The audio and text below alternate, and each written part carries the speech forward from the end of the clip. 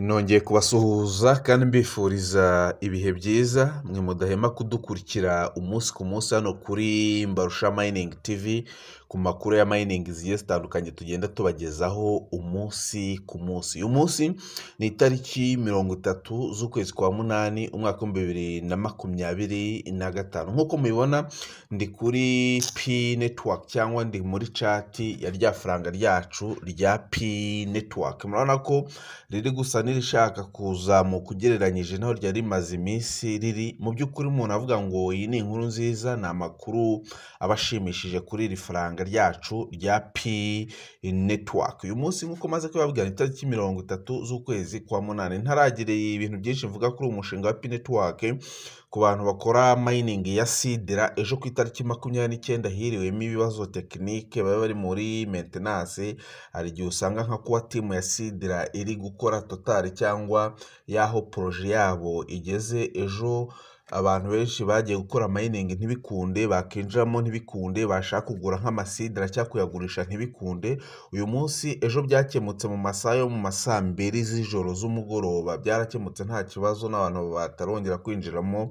Mujyemo murasanga ibintu ari amahoro bimeze neza. Wundi ushaka kugurisha sidra cyangwa ushaka kugura payi cyangwa ushaka kugura ruby cyangwa kubigurisha rwose nta kibazo. Are muri comment z'i video arasangamo nimero yanjye nkoresha kuri WhatsApp ndetse na link ya WhatsApp ayijoyininge ushaka kugurisha cyangwa kugura. Ibi bintu ari igihe dukunda kwivugaho rimwe na rimwe abantu ntibabyumve cyangwa bakabica amazi cyangwa bagati niko byahoze. Mu by'ukuri haba kuri Sidra iracyari ku giciro wenda cyoroshye cyane ku buryo umuntu yazigura akazibika. Nyinshi zirenga n'ibihumbi yewe na 5 cyangwa n'ibihumbi bingahe Sidra wazigura kubera ko kuzibona biroroshye cyane. Ariko nanone mwibuke ko hari n'igihe Sidra agaciro kayo kigeze gutumbagira karazamuka cyane kandi itarajya ku isoko ari kuri black market. Ibintu rero ubwo umuntu aba batungiye agatoki, hari n'ahantu ushobora kubika imari yawe cyangwa kubika amafaranga ugategereza mu gihe kuwa timu ya Sidra yazaronshinga iriya projet ugakuramo amafaranga agaragara. Ni kimwe na mining ya Ruby nayo rwose ura nayo ni mining ngize ute mbatungiye agatoki. Izo mining zose uzikora ntabwo ushobora kubura amayinite rwose, ntabwo amayinite ashobora kugusuzugura yaba y'ukwezi cyangwa n'ay'umwaka kubera ko buri kwezi ni mining uba ushobora gukuramo amafaranga agaragara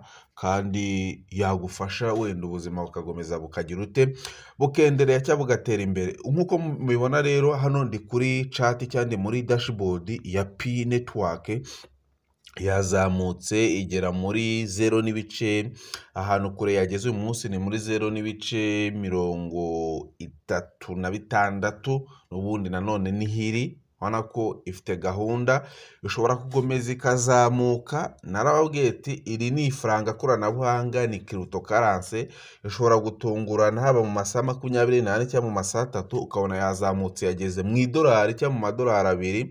Nta kintu rero kiba kibabaje cyane, ni ibintu biba bishimishije kuba yazamuka ikajya mu madolari 2, mu madolari 5, mu madolari 10, mu gihumbi cy'idolari.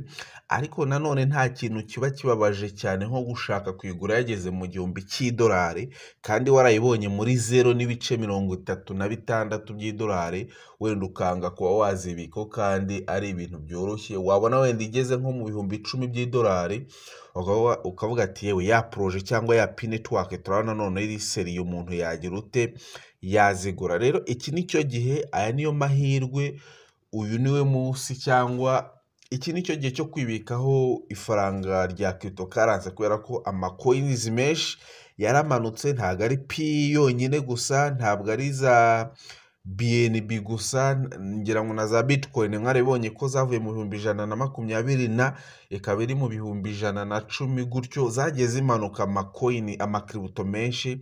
Rero by'umwihariko kubera ko twibanda kuri iri faranga ryacu rya P Network kubera ko niryo faranga ubona ko rifite aho riri kugana cyangwa ari ryo faranga ubona ko rifite icyerekezo cyiza, kandi uyu munsi wa none twaba turi kuribona ku giciro kiri hasi cyangwa ku giciro gihendutse.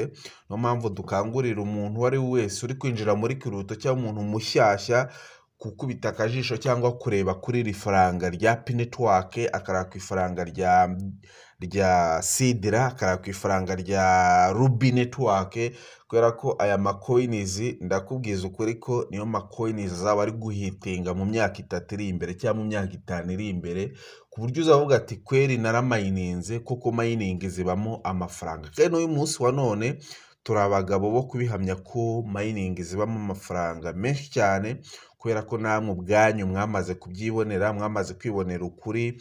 Abantu benshi mwagiye wenda mubibonera kuri za Pi Network, ariko si Pi Network gusa, hari mining nyinshi twagiye dukora zikaduhereza amafaranga rwose, kandi namwe mwagiye mubibona, zaba za Koa zo muri Satoshi app, haba za Seria zagiye zitanga amafaranga, zaba za Ice Network, zaba za Avive. Izo ni mining za hafi mvuze mwakoze cyangwa twese twakoze cyangwa muzi, twagiye dukorera mining, kandi igihe kitari kirekire bikarangira zitanze amafaranga. Za Dogecoin zo kuri za Telegram, uretse ko mining zo kuri Telegram ntabwo zikunda gutanga amafaranga cyane, aba ari mboneka rimwe, ariko abantu mwagiye muzikora mwagiye mubona ko ibintu aba ari sawa. Kandi izo mining zose nta gishoro na gito kigendanye wenda n'amafaranga wafashe, uretse ko wenda wa mwanya wawe na ya mayinite yawe aricyo twavuga ngo nicyo gishoro, na telefone yawe nyine uba washoye.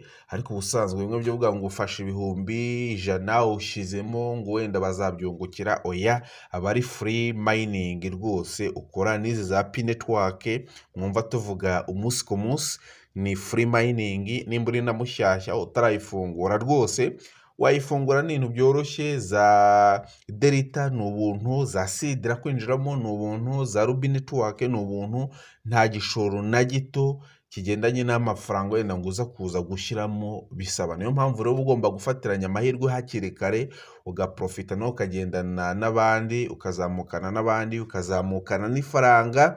Twavuga ngo n'uyu munsi wa none winjiye muri Pi Network, mu by'ukuri waba umeze nk'umuntu ugiye gutangirana n'iyi coin cyangwa n'iyi kiributo ya Pi Network, kubera ko ntahiragera ntahirava, kubera ko ibintu byinshi muri iyi projet ya Pi Network tubyiteza imbere. Rero iki ni cyo gihe cyo kwifungura, iki ni cyo gihe cyo kwibikaho amacoins menshi, iki ni cyo gihe cyo gukora KYC, iki ni cyo gihe cyo kuzuza mainnet checklist, ukarako ziriya step zawe 9 zose zimeze neza. Iki ni cyo gihe cyo gufungura wallet nimba utarayifunguye, kugira igihe uzahabwa migration Pi zawe zizabona aho zimukira. Iki ni cyo gihe cyo gukora lockup neza, cyo gasettinga lockup time yawe neza, kugira iyi projet igihe izaba izamutse cyangwa igeze ahantu hashimishije, ibintu byawe uzaba waramaze kubigira ute, kubisettinga neza, biri ku murongo muri iyi projet ya Pi Network. Nakubwira ngo kanda kuri subscribe, ufungure inzogera hano kuri Mbarusha Mining TV, igihe cyose tubonye updates cyangwa igihe cyose ari amakuru twungutse kuri iyi projet ya Pi Network cyangwa muri mining muri rusange, yaba za Delta, yaba za Pi Network, yaba za Sidra, amakuru yose tubonye y'ingenzi yabafasha cyangwa yadoreza amafaranga cyangwa yatugirira akamaro twese muri rusange, by'umwihariko nk'abantu munadukurikira no kuri Mbarusha Mining TV, dukora ibishoboka byose ayo makuru tukabasangiza mukayabonera mu bantu ba mbere. Upfa kuba warakanze kuri subscribe gusa, kubera ko igihe cyose twapudetinze video kuri YouTube, iyo video uhita kuyibonera mu bantu ba mbere. Ciao ciao, ndabakunda cyane bakunzi ba Mbarusha Mining TV, duhurire mu bindi biganiro.